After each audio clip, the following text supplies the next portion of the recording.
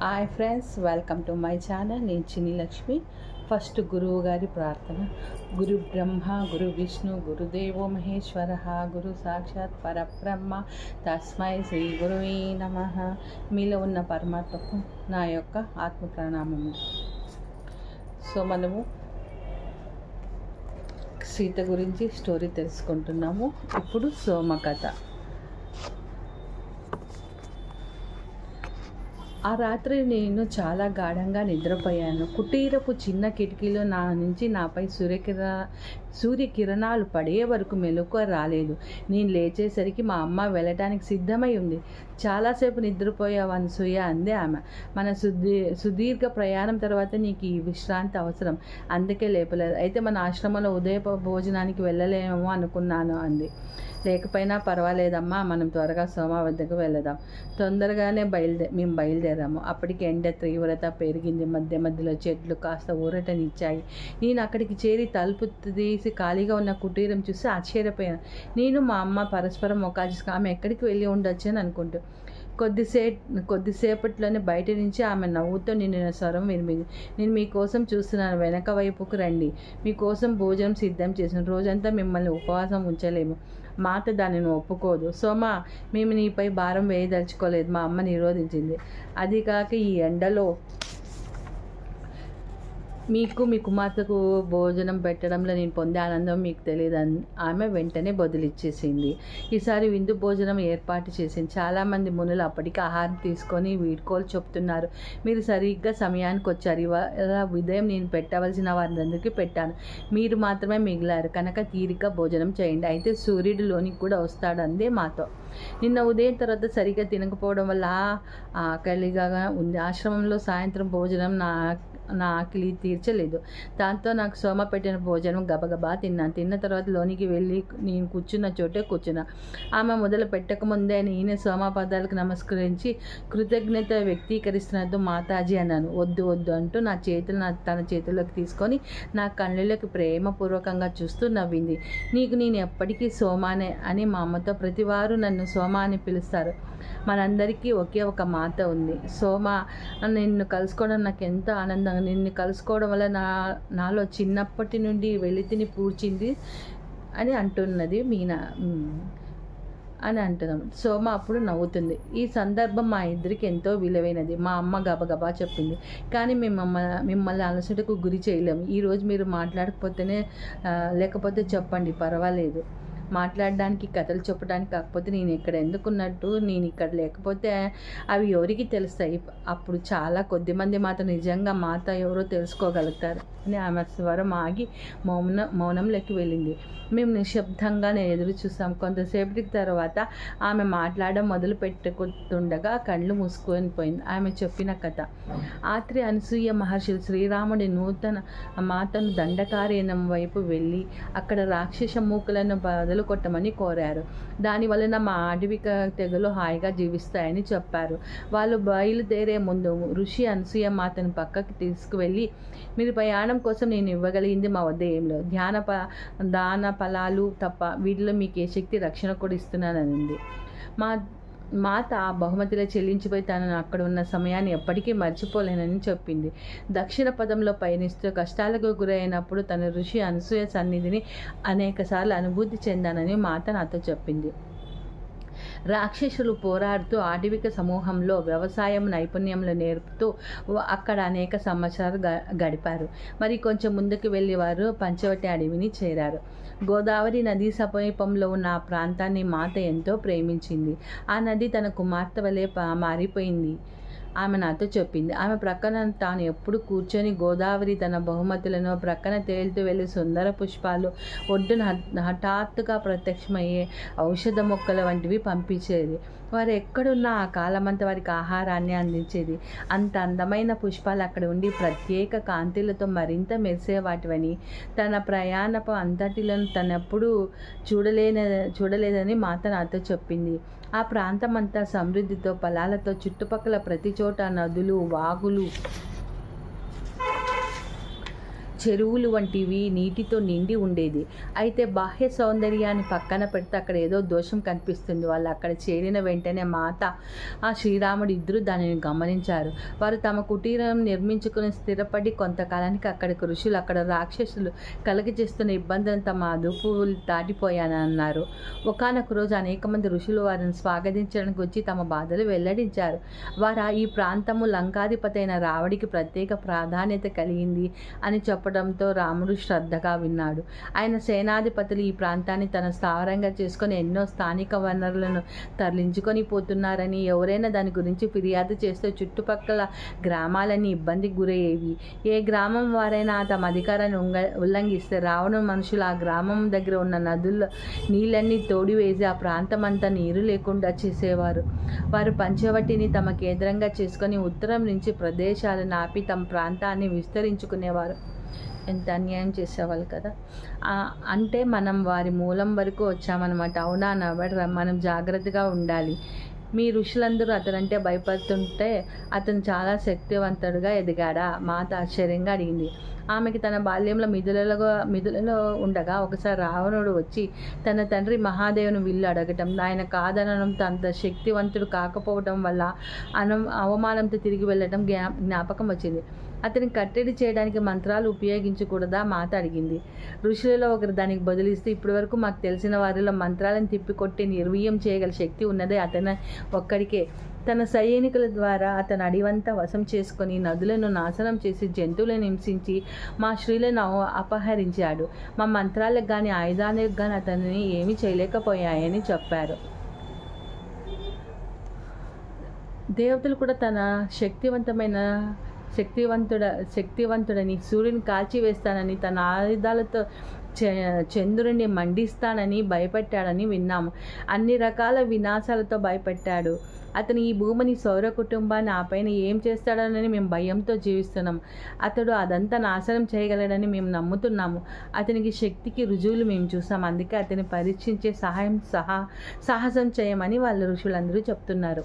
సీత శ్రీరాముని వైపు చూడగా అతని ముఖం ఎప్పటి వల్లనే ప్రశాంతంగా ఉంది. మనం ఇప్పుడు ఉన్నాం కదా. శ్రీరాముడు మృదువుగా అన్నాడు, విచారపడకండి, అతని కోసం మేము ఇక్కడికి వచ్చినాము. మాత ఆ ఋషులను ఆహారం అందించగా వారు స్వీకరించి వెళ్ళారు. వారు వెళ్ళిన తర్వాత సీత, రాముడు, లక్ష్మణుడు తన ఆలోచనలను పంచుకుంది. ఎవరు ఎదుర్కోకపోతే వేల కొద్ది సంవత్సరాల పాటు ఎంతో శక్తితో ఎంతోమంది త్యాగాలతో సృష్టించబడిన ఈ అడవులు, నదులు అతను నాశనం చేస్తాడు. మనం దానిని అనుమతించకూడదు. అతను ఆ శక్తిని ఎలా పొందాడు? అతని విలాసాన్ని అదుపు చేయగలిగింది ఏది? సీత, ప్రతిదీ సరైన సమయంలో వెల్లడింపబడుతుంది. శ్రీరాముడు బదులు చెప్పబోయాడు, కానీ లక్ష్మణుడు ఆయనకు తగిలాడు. మనం ఇంకా ఎంత మాత్రం ఆగకూడదు, అతనిపై దాడి చేయాలి. దాడి ఏ కారణంతో చేస్తామడిగాడు రాముడు. లక్ష్మణుడు ప్రశాంతంగా చూస్తూ, లక్ష్మణ, అతను కూడా గొప్ప పండితుడు, మహాదేవుడు భక్తుడు అన్నది మర్చిపోకు. మహాదేవుడు భక్తుడిపై దాడి చేయాలంటే ఎవరు ప్రశ్నించని స్పష్టమైన కారణం ఉండాలి. ఇప్పటి వరకు మనం విన్న ఆ వినాశనం కారణం చాలదా? రాముని తల పట్టుకొని, లక్ష్మణ, అది కాదు. రావణుడు తన జాడలన్నింటినీ జాగ్రత్తగా మూసివేశాడు. అతడు ప్రతీకారం, వినాశకార మార్గాలు కారణంగా కనిపించవు. ఋషులకు అతని పాత్ర గురించి తెలియనప్పటికీ మనం దేనిని రుజువు చేయలేం. ఆ విధంగా ఎదుర్కోవడానికి మన దగ్గర స్పష్టమైన కారణం లేదు సరిగదా. అది ఎంతో హింసతో కూడా అనేక మరణాలకు దారితీసి భూమి యొక్క ఐక్యత, సంతానాలకు ఎంతో వినాశం కలిగిస్తుంది. అతను ఆయుధాల ప్రభావం ఎంతటితో కూడా మనకి తెలియదు. అతనిదే కాదు, ఆ మాటకు వస్తే మనం కూడా మన ఆయుధాలు వదిలితే కూడా ఏమవుతుందో తెలియదు. సీత వణిగిపోవడం మొదలుపెట్టింది. లక్ష్మణ, రాముడు చెప్పింది సరైనదే. అటువంటి యుద్ధం కలిగించే వినాశనం నన్ను భయపెడుతుంది. మనం అతనిని నిలువరించడానికి మరో మార్గం కనుగొనాలి. ఈ దాడులన్నిటి వెనుక అతడే ఉన్నాడని స్పష్టమైన నిర్ధారణ దొరికేంత వరకు మనం ఏమీ చేయలేము. అలా అయితే నేను అతన్ని కవ్విస్తాను. అతడు మన నీడలన్నింటి నుంచి బయటికి వచ్చేటట్లు చేస్తాను. దాంతో భూమిని తన ఆధీనంలోకి తెచ్చుకునే పని చేసేదెవరో అతనికి తెలుస్తుంది. శాంతించు లక్ష్మణ, మనం ఏం చేయాలో కాలమే వెల్లడిస్తుంది. శ్రీరాముడు తనదైన శైలిలో శాంతపరిచే స్వరంతో అన్నాడు. రావణుడు దేవలోకాలన్నిటికీ ఆధిపత్యం పొంది ఉండదు, కానీ ఎవరు అతన్ని కూడా కారణ పరిమాణ నియమాన్ని ఆపలేరు. అతడు కలిగించిన నష్టమంతా తిరిగి అతనినే చేరుతుంది. తన వినాశాన్ని అతనే స్వయంగా కొని తెచ్చుకున్నాడు. ఇప్పుడు అతను తన మరణానికి స్వయంగా మార్గం ఏర్పరచుకుంటున్నాడు. ఆ మరునాడు శ్రీరాముడు, మాత లక్ష్మణుడు, అగస్త్య మహర్షి ఆయన భార్య ఋషి లోపాముద్రల ఆశ్రమికి గోదావరి నది తీరంలో ఉన్న దానికి వెళ్ళారు. ఋషి లోపాముద్ర గొప్ప తత్వవేత్త, సృష్టికర్తగా ప్రసిద్ధి చెందడం కాక అదృశ్యతల సాధారణ ఆధ్యాత్మిక శక్తులు కలిగి ఉన్నది. ఆమె కనిపించిన చీకట్లో లోకాల తరచూ జరిగే యుద్ధాలలో రాక్షసులను జయించేది. ఆమె ముద్రలో ఆయుధం కంటే ఎంతో శక్తివంతమైనవి. ఏ రాక్షసుని రూపానైనా విచ్ఛిన్నం చేయగలవు. కానీ ఆమె తన శక్తులను వివేకంతోన అత్యవసర పరిస్థితులను మాత్రమే ఉపయోగించేది. ఆమె ఒకసారి ప్రకృతి క్రమానికి ఆటంకం కలిగినంత వరకు రాక్షసులు కూడా జీవించే హక్కు ఉన్నదని తెలిపినది. ఆ ఇద్దరు ఋషులు మిగిలిన వారు చెప్పింది పరిశీలించారు. రావణుడు చిత్త విభ్రమం కలిగించే కళలో ఆరితేరాడు. చాలా శక్తివంతమైన మంత్రాలు కూడా దుశ్చర్యలు తిప్పికొట్టలేవు. అయితే కొన్ని అత్యంత శక్తివంతమైన మంత్రాలను మనం ఆహ్వానించవచ్చు, వెల్లడించాడు అగస్త్య మహర్షి. ఆయన లోపాముద్ర ఆ మంత్రాలను శ్రీరామునకు సీతకు ఉపయోగించినది. అవసరమైనప్పుడు మాత్రమే, మిగిలినవన్నీ నిరూపమైనప్పుడు మాత్రమే ఉపయోగించమని హెచ్చరించింది. మిగిలిన మంత్రాలలాగానే వీటిని కూడా ఉచ్చరించడం కీలకం. సరిగ్గా ఉచ్చరించకపోతే విపరీతమైన పరిణామాలకు దారి తీయవచ్చు. మంత్రం జపం ద్వారానే రావణుడు తన శక్తిని పొందాడు. అయితే మేము మీతో చెప్పిన ఈ మంత్రాలు ఈ మధ్యనే వెల్లడి చేయబడినవి కాబట్టి అతనికి తెలియవు. నీవు జాగ్రత్తగా వీటిని గురించి మరీ నొక్కి చెప్పుతున్నానని అనుకోండి. రావణునికి ప్రతి చోట గూఢచారులు ఉంటారు. వారికి మనసులో ప్రవేశించి వారి ఆలోచనలు చదవడం తెలుసు. అతను ఈ మంత్రాలను తెలుసుకోగలిగితే శ్రీరాముడు మాత పరస్పరం ముఖాలు చూసుకున్నారు. శ్రీరాముడు లోపాముద్ర వైపు తిరిగి, ఈ మంత్రాలు మా మనసుల్లోనే లోతైన పొరలో దాగి ఉంటాయి, అవసరమైనప్పుడు మాత్రమే పిలువబడతాయి అని చెప్తారన్నమాట శ్రీరామచంద్రుడు. లోపాముద్రమై ఎన్నో ముద్రలు ఇప్పుడు మనం అన్నీ వేసుకునే ముద్రలన్నీ ఆమె నుంచే వచ్చినది. అగస్త్య మహాముని యొక్క ఆమె పత్ని ఋషి ఆమె కూడా ఆమె నుంచి ఇవన్నీ వచ్చింటేవి. అప్పటికి ఇంకా వనవాసం 1 సంవత్సరమే మిగిలి ఉంది. మాత పంచవటికి వచ్చిన నుంచి దాని సౌందర్యానికి ముచ్చటపడి తాము ఇద్దరు ఇంటి దగ్గరే బయలుదేరిన నాటి నుంచి ఒక అత్యంత విశ్రాంతి పొందగలిగాము. ఒక మని చివరి సంవత్సరం చాలా గడ్డుది, ప్రమాదకరమైనదని చెప్పినప్పుడు ఆమె ఈ విధంగా భావించింది. హెచ్చరికలను దృష్టిలో పెట్టుకొని శ్రీరాముడు మాతను లక్ష్మణుని జాగ్రత్తగా ఉండమని సూచించాడు. ఋషుల హెచ్చరికలను మనం తేలిగా కొట్టివేయకూడదు. రావణుడు అతని సైనికుల నుంచి మనకు ఈ మొత్తం ప్రాంతానికి పోచి ఉన్న అపాయాన్ని గుర్తించాలని చెప్పాడు. మళ్ళీ మాత వైపు తిరిగి, నువ్వు అడవిలో దొరికే ప్రత్యేక ఆహారాలకు, ఔషధాలకు, లోకి వెళ్ళవద్దు. నువ్వు నీ స్వేచ్ఛను ప్రేమించి అడవిలో విహరిస్తున్నానని నాకు తెలుసు. కానీ సమీప భవిష్యత్తులో నేను కానీ లక్ష్మణుడు కానీ లేకుండా ఎక్కువ దూరం వెళ్ళకని కొనసాగించాడు. అతని స్వరం గంభీరంగా ఉంది. సాధారణంగా మాత అటువంటి నిబంధనలను తోసిపుచ్చుతుంది, కానీ ఈసారి అంగీకరించింది. కేవలం గోదావరి ఒడ్డు వరకే వెళుతూ దానిని పాటించేది. శ్రీరాముడు రావణుడు సైన్యాధ్యక్షులను ఒకరిని ఎదుర్కొని చంపి ఎక్కువ కాలం కాకముందే మరొకరు వచ్చారు, చంపబడ్డారు. రామలక్ష్మణులు బాణాలకు ఒకరి వెనక ఒకరు హతులయ్యారు. అయితే ఈ యుద్ధాలు ఎంతో క్రూరంగా ఉండేవి. శ్రీరాముడు వారు ఉపయోగించే ఆయుధాలు తనకు అంతకు ముందే తెలుసని గ్రహించాడు. ఆయన వాటి గురించి పట్టించుకోవడం ఎక్కువైంది. అలాగే సీత కూడా. సోమ ఆగి కళ్ళు తెరిచింది. దాన్నంతా నేను ఇక్కడ అయోధ్యలో నుంచి అనుభూతి చెందాను. నాకు నిద్ర పట్టేది కానీ నేను ఒంటరిగా కూడా లేను. వనవాస సమయంలో ఒక చిన్న స్త్రీ సమూహంలో సూర్యోదయం ముందే సరియా నది ఒడ్డు ఒక ప్రత్యేక స్థానంలో మాత స్నానం చేసిన చోటుకు వెళ్ళి అక్కడ మాత రక్షణ కోసం నదిని ప్రార్థిస్తూ పాటలు పాడేవారు. మాత వెళ్ళిన తర్వాత సంగతి విన్న నేను మాత గురించి, మిథుల నుంచి వచ్చిన మహారాణి గురించి ఏమాత్రం తెలియని అయోధ్య స్త్రీలు ఆమె కోసం ఆ ప్రాంతంలో ప్రార్థించడం ఎంతో చెలించిపోయాను. సంవత్సరాలు గడిచే కొద్దీ నగరంలోని అనేక మంది స్త్రీలు ఉదయపు ప్రార్థనల కోసం నది వద్దకు చేరేవారు. వారి మధ్య నాకెంతో హాయిగా ఉండి మాట్లాడకుండా వినటానికి వెళ్ళేదాన్ని. నేను వచ్చినట్లు తెలియజేయించేదాన్ని కాదు. వారి గానము వినపడేంత దూరంలో కూర్చునేదాన్ని. రాకుమారి సీత కోసం వారు ఎన్నో మధురమైన గీతాలు పాడేవారు. అవి నాకు కంటి నిండి నీరు తెప్పించేవి. ఈ విధంగా ఆ చివరి సంవత్సరం గడిపాను. సోమ మళ్ళీ కళ్ళు మూసుకొని కథను కొనసాగించింది. రావణుడు సైన్యాధ్యక్షులను చంపటంలో పంచవటిలో వాతావరణం ఉద్రేకంగా మారింది. ప్రకృతిలో ఎన్నో వినాశాలు, అడవి జంతువులు, మొక్కలు, వర్షాలంటి మాత గుర్తించింది. విషయాలు ఋతువులు అనుకూలంగా లేవి. వినాశం వల్ల ప్రకృతి లోకం చేరడానికి ఆమెకి చాలా కష్టమైంది. ఆమె చుట్టూ ఎగురుకుంటూ తిరిగే పక్షులు ఇప్పుడు ఎక్కడో దాక్కున్నాయి. ఇంతకు పూర్వం ఆమె నదిలో స్నానం చేస్తుంటే చేపలు చేతిలో వచ్చి ఆడుకునేవి, కానీ ఇప్పుడు అవి లేవు. ఆమె గోదావరి దీనికి కారణం ఏమిటి అని అడగగా ఆ నది రావణుడు మనుషులు మళ్ళీ నదిలోకి తోడి వేస్తానని భయపెట్టడంతో అడవిలోని జీవులు లాగానే నదీ జీవులు కూడా గురి అయినాయి అని చెప్పింది. ఆ ప్రాంతమంతా ఆ వాతావరణము చుట్టుముట్టింది. ఈ పరిస్థితి మెరుగుపరుచుకోవడానికి తను ఏం చేయాలో మాతకు తెలియలేదు.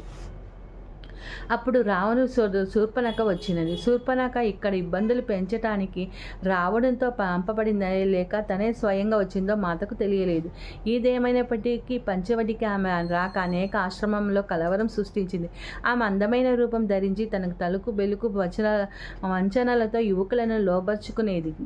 మాతా శ్రీరాముడు కొన్ని ఆశ్రమాలు సందర్శించినప్పుడు కొందరు చురుకైన విద్యార్థులు ఒక అందమైన స్త్రీ చేత లోబర్చుకోబడ్డాయి. ఆశ్రమం నుంచి వెలవేయబడ్డంతో నిస్పృహలో వెళ్ళిపోయేవారు అని విన్నాను.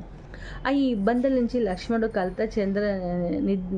కలత చెంది నిద్రపోలేకపోయేవాడు. ప్రతి ప్రయాణంలో అంతటిలోనూ వారు ఒక విధానం. లక్ష్మణుడు రాత్రంతా మేల్కొని కాపలా కాయటాన్ని పెంపొందించారు. శ్రీరాముడు మాత సూర్యోదయంతో నిద్ర లేచినప్పుడు ఆయన కుటీరంలోకి వెళ్ళి విశ్రాంతి తీసుకునేవారు.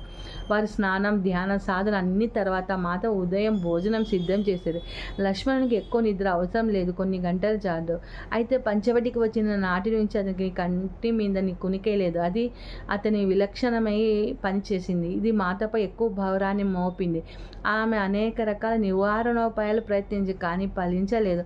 ఒకానొక ఉదయం ఆమె నదికి వెళ్ళి ఆవల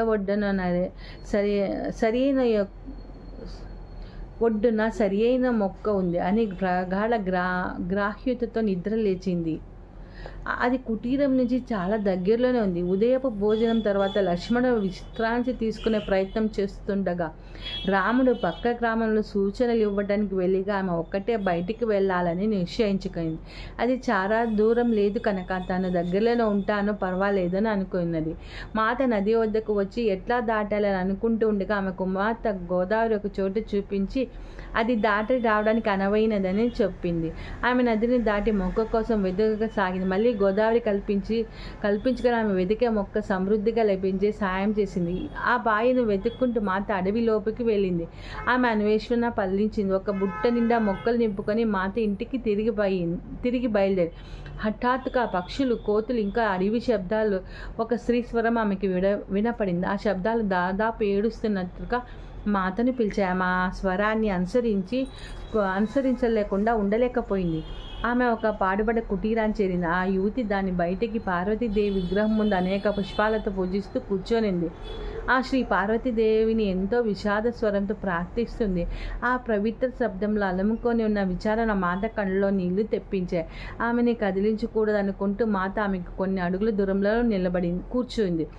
ఆ మంత్రాలు వినే కొద్దీ ఆమె ధ్యాన స్థితిలోకి హఠాత్తుగా మంత్రోచ్చారణ ఆగిపోయి ఒక సన్నని దయనీయమైన ఏడుపు మాతను ధ్యాన స్థితి నుండి బయటికి తెచ్చింది. ఆ స్త్రీ లేచి భయంగా మాత వైపు చూసింది. ఆమె గబగబా మాత వెంటనే స్పందించి, నా గురించి నువ్వు భయపడాల్సిన లేదు. తాను కూర్చున్న చోట నుండి లేస్తూ, నేను ఇక్కడ కొన్ని మొక్కలు సేకరిస్తూ నీ మధుర మంత్రోచ్చారణ విని పార్వతీదేవిని అంత ఆర్తితో ప్రార్థించేది ఎవరా అని చూడ్డానికి రాకుండా ఉండలేకపోయాను అని మాత చెప్పింది. ఆ స్త్రీ చూసింది. ముఖం నిండా భుజాల వరకు వెంట్రుకలు కప్పుకొని భారితంగా కనపడుతుంది. ఆమె పల్చగా ఊగుతున్నట్టు ఉంది. ఆమె సౌందర్యవతి అయినప్పటికీ ముందుగానే ఆ ముసలితనం సంతరించుకున్నట్టుంది. కళ్ళు శూన్యంగా ఉండి నీరు ఎండిపోయి పోనట్టుగా ఉంది. ఆ యువత ఎవరు అని ఆమె స్పృహలోకి వచ్చింది. ఆమె హృదయం ద్రవించింది. మాటలు ఆమె తేలికపరిచలేకపోయినా ఆమె భయం తగ్గలేదు. వెనక్కి వెళ్ళటం కొనసాగిస్తూ వనకే కనుక మీరెవరని. నేను సీతని. ఇక్కడ సమీపంలో నా భర్త రాముడితోనూ మరిది లక్ష్మణుడితోనూ నివసిస్తాను.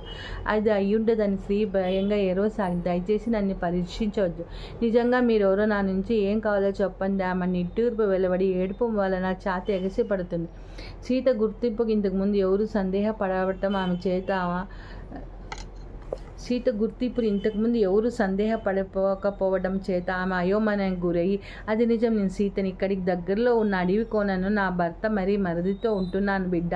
నువ్వెందుకు భయపడ్డావు అన్నది. ఆ మాటలు విన్నాక ఆమె సందేహం తీర్లగ్రహించి మాత తన ప్రశాంతతో కూడిన ప్రేమపూర్వకమైన చూపుతో ఆమె హృదయంలోకి ప్రవేశించి ఆ స్త్రీ మనసులోని భయాన్ని సున్నితంగా తొలగించింది. నవ్వుతూ మాత తన చేతిని అందించింది. నా కళ్ళలోకి చూడు.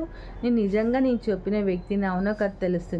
ఆ స్త్రీ తన కన్నీటిని తుడుచుకొని కొంత సంకోచంతోనే మాత కళ్ళలోకి చూసింది. ప్రేమపూరితమైన నయనాలు ఆమెకి స్వస్థత చేకూర్చాయి. అవును, ఇప్పుడు నేను మిమ్మల్ని నమ్ముతున్నాను. ఆమె నెమ్మదిగా మాత చేతను అందుకొని, ఆ వేరే స్త్రీ ఆమె కళ్ళు మీకులాగా స్వచ్ఛంగా సున్నితంగా లేవు. మీ కళ్ళలో వంచన లేదు. హఠాత్తుగా ఆమె నిజంగా సీత ఎదురుగా నిలబడ్డాన్ని గుర్తించి ఆమె సందేహించకుండా పశ్చాత్తాపడి నేల మీద కూర్చొని సీత పాదాలను తాకి, మాత, మిమ్మల్ని సందేశించినందుకు క్షమించండి. నాకు మిమ్మల్ని కలుసుకున్న అదృష్టం నేను ఎప్పుడూ ఊహించలేక కూడా లేదు. నేను ఇంతటి గౌరవానికి అనర్హురాలిని కాదా? అంతేకాక నా దగ్గర మీకు అర్పించడానికి ఏమీ లేదు. ఆ స్త్రీ రూపాన్ని చూసి ఆ మాటలతో మాట ఎంతో కదిలిపోయి చాలాసేపటి వరకు మాట్లాడలేకపోయింది. ఆ స్త్రీ నా స్థితికి తెచ్చింది ఎవరు అని అనుకుంటూ నెమ్మదిగా లేపి, నాకు కావాల్సిందల్లా నీ నమ్మకమని, నీకు ఈ హృదయంలో నీ బాధను అనుభవించాను. అయితే దానికి కారణం ఏమిటి? నువ్వు నీ కథలో నాకు చెప్పినట్లయితే మన ఇద్దరం కలిసి నీ బాధ గల కారణాన్ని తొలగిద్దాం. మాతది అసాధ్యం. నాకు భయం వేస్తుంది. ఆమె ఎటో చూస్తుంది. తిరిగి విగ్రహం ముందు కూర్చొని పార్వతీదేవి వైపు చూస్తూ మౌనంగా ఉండిపోయింది. మాత ఆమె పక్కనే కూర్చొని ఆమె చెప్పటం కోసం ఎదుర్చుంది. ఎటుకెళ్ళి ఆమె అడుగుతూ నా పేరు చంద్రిక. నాకు తెలివైన యువ ఋషితో వివాహం జరిగింది. మా గురువుగారికి నా భర్త సామర్థ్యాల మీద నమ్మకం ఉంది. తన శిష్యులు ఆయన వద్దకు పంపేవారు. కొంతకాలం తర్వాత మా గురువు దగ్గరే ఒక చిన్న ఆశ్రమం ఏర్పాటు చేసుకున్నాం. ఆ నోట ఈ నోట ఆ వార్త వ్యాపించి ఎంతోమంది విద్యార్థులు రాసాగారు. వారు నా భర్తను ఆదరించి విధానం చూసి నేను గర్వపడేదాను. బహుశా అది నా బలహీనతని గొనిగాంది. ఆమె స్వరం మళ్ళీ స్థిరంగా కఠినంగా. అప్పుడు ఒకరోజు ఆమె ప్రత్యక్షమైంది. ఆమె పేరు మాయ. ఆమె గొప్ప ఋషి కుమార్తె అని చెప్పింది. ఆమె మాకు ఆహారం తీసుకొచ్చేది. దాన్ని తిరస్కరించలేకపోయాను. ఆమె అందమైనది, ఎంతో తెలివైనది అన్నది త్వరలోనే స్పష్టమైనది. ఆమెకి ఎక్కడికి వెళ్ళినా ఉదరం ఒక మధుర పరిమళం ఆమెను వెంటాడుతూ ఉండేది. అది విద్యార్థులు వశపరుచుకుని ఆమె కోరిందల్లా చేయడానికి వాళ్ళు పరుగులు పెట్టేవారు. ఆ విధంగా జరగడం చూసిన తర్వాత కొంతకాలానికి నాకు ఆందోళన ఎక్కువ అయింది.